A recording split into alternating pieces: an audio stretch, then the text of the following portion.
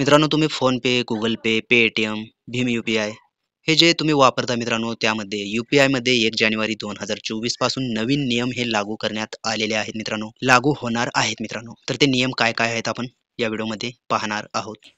आज भारतात 40 करोड लोक यूपीआय वापरतात.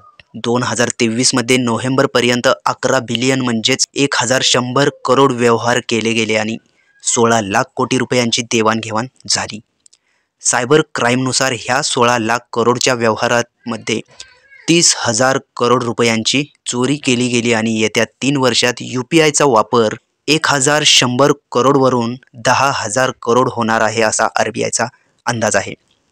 एवढे व्यवहार वाढणार तर चोरीही तेवढीच वाढणार, म्हणून यावर प्रतिबंध घालण्यासाठी आणि सुरक्षितता वाढावी म्हणून यूपीआयवर काही नवीन नियम लागू केले आहेत, जे 1 जानेवारी 2024 पासून लागू होणार आहेत. तर ते नियम आपण पाहत आहोत. ह्या नियमाद्वारे जर तुम्ही गुगल पे, फोनपे, पेटीएम, ॲमेझॉन पे, भीम यूपीआय यापैकी कोणतंही ॲप तुमच्या मोबाईलमध्ये असेल आणि वर्षामध्ये एकदाही त्याचा वापर केला गेला नसेल, तर तो सुरक्षिततेच्या कारणास्तव आरबीआयद्वारे रद्द केला जाणार आहे.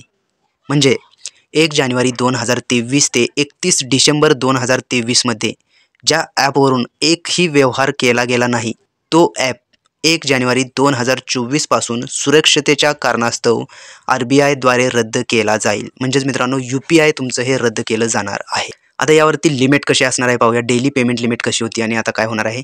यूपीआयवरील डेली पेमेंट लिमिट हे कमी करून 1 लाख केले आहे मित्रांनो.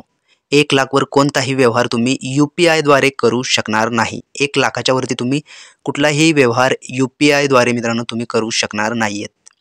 आता स्पेशल पेमेंट लिमिट तर इथे पाहू शकताय, हे 5 लाखपर्यंत केले गेले आहे. स्पेशल पेमेंट म्हणजे हॉस्पिटल, शाळा, कॉलेजवरील फी, बिल वगैरे हे व्यवहार हे तुम्ही एका दिवसात 5 लाखपर्यंत करू शकणार आहात. आता ट्रान्झॅक्शन सेटलमेंट टाईम तर इथे तुम्ही पाहू शकता, हा खूप महत्त्वाचा बदल होणार आहे. जानेवारी 2024 पासून 2000 पेक्षा जास्त रकमेचे व्यवहार पूर्ण होण्यासाठी 4 तास लागणार आहेत. आरबीआयने सायबर गुन्हेगारी रोखण्यासाठी हा अत्यंत महत्त्वाचा बदल केला आहे. आत्तापर्यंत यूपीआयने केलेले पेमेंट हे लगेचच समोरच्या व्यक्तीच्या अकाउंटमध्ये जमा व्हायचे, पण जानेवारी 2024 पासून कोणत्याही नवीन व्यक्तीशी होणारे यूपीआय व्यवहार पूर्ण होण्यास 4 तास लागणार आहेत. एक महत्त्वाचा मुद्दा लक्षात ठेवा, जर तुम्ही कोणाशी नेहमी व्यवहार करत असाल तर हा नियम त्यांच्यासाठी लागू होणार नाहीये. हा नियम फक्त आणि फक्त नवीन व्यक्तीशी होणाऱ्या 2000 वरील व्यवहारांसाठी लागू होणार आहे. नवीन व्यक्ती हा कोणीही असो, म्हणजे कोणताही दुकानदार, किराणावाला, हॉटेल, रेस्टॉरंट वगैरे होणारे व्यवहार पूर्ण होण्यास 4 तास लागणार आहेत.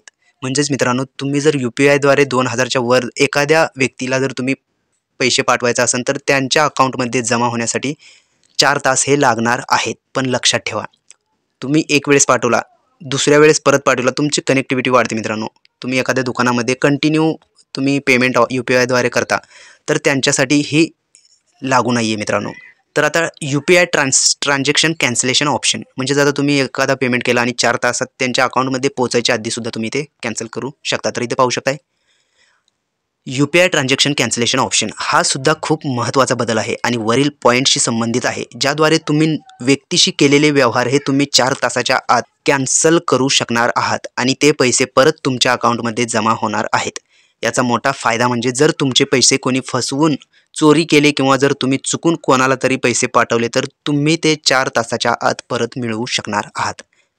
पण याचा एक मोठा तोटा आहे मित्रांनो, तो म्हणजे जर तुम्ही कोणत्याही नवीन दुकानात 2000च्या वर खरेदी केली तर तिथे दुकानदार यूपीआय पेमेंट स्वीकारणार नाही, कारण त्यालाही माहीत आहे की तुम्ही ते 4 तासामध्ये कॅन्सल करू शकता.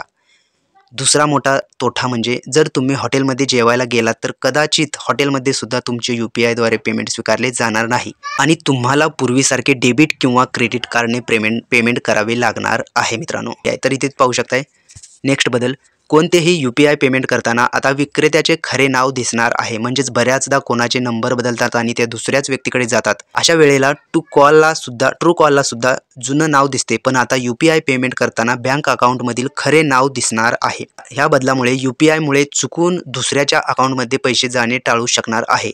नंबर जरी बदलला तरी खरे नाव दिसल्यामुळे पेमेंट योग्य त्या व्यक्तीच्या अकाउंटमध्ये जाईल.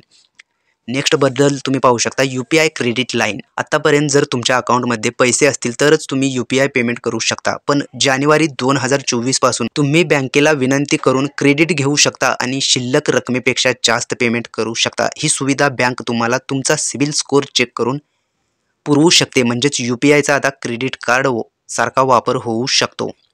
UPI ATM. UPI ATM RBI जपानमधील कंपनीबरोबर मिळून भारतामध्ये सर्वत्र उपलब्ध करणार आहे. म्हणजे जसे डेबिट कार्ड आणि क्रेडिट कार्डने तुम्ही ATM मधून पैसे काढत होता, तसेच आता UPI द्वारे सुद्धा ATM मधून पैसे काढता येणार आहेत. हे काही महत्त्वाचे बदल RBIने जानेवारी 2024 पासून सुरू करणार आहे. मित्रांनो, ही एक RBIने UPI मध्ये केलेल्या बदलची माहिती आपण या व्हिडिओमध्ये पाहिलेली आहे. अशाच प्रकारचे नवनवीन व्हिडिओ आपल्या चॅनलवरती अपलोड केले जातात. त्यामुळे तुम्ही जर का आपल्या चॅनलवरती नवीन असाल तर आपल्या चॅनलला सबस्क्राईब करून बेल आयकॉन दाबायला विसरू नका. धन्यवाद मित्रांनो.